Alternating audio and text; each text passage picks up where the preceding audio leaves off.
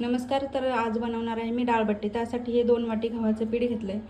त्याच्यानंतर 1 वाटी हा असा आपला बारीक रवा. त्यानंतर 2 चमचे मी बेसन पीठ टाकलं आहे. त्यानंतर टाकते हा ओवा. चवीनुसार मीठ टाकते. त्यानंतर टाकते हे तुपाचं मोहन. त्यानंतर घट्टसर अशी कणिक मळून घेते. हे मस्तपैकी आता पीठ असं मळून घेतलं आहे. ते पीठ मुरायला ठेवायचं 10-15 मिनटं, म्हणजे तो रवा पण त्याच्यात मिक्स होऊन जाईल. त्यासाठी मिक्स करण्यासाठी तुरीची, मसूरची आणि मुगाची डाळ आता लावणार आहे कुकरला.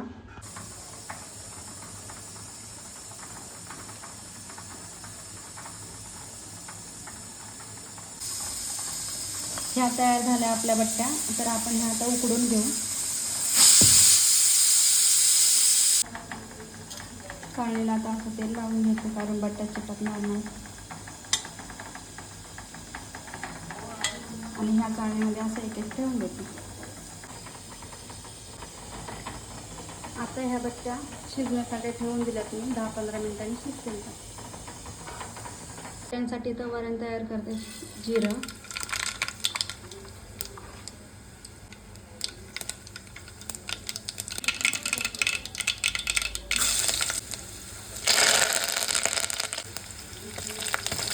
कांदा,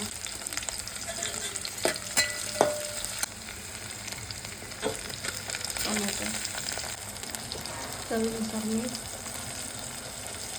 मसाला घरगुती,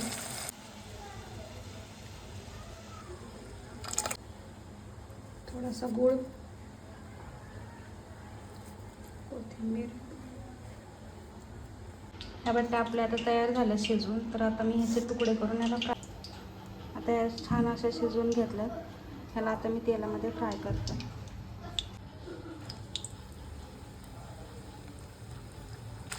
मस्तपैकी ह्याला आता फ्राय करून घेते.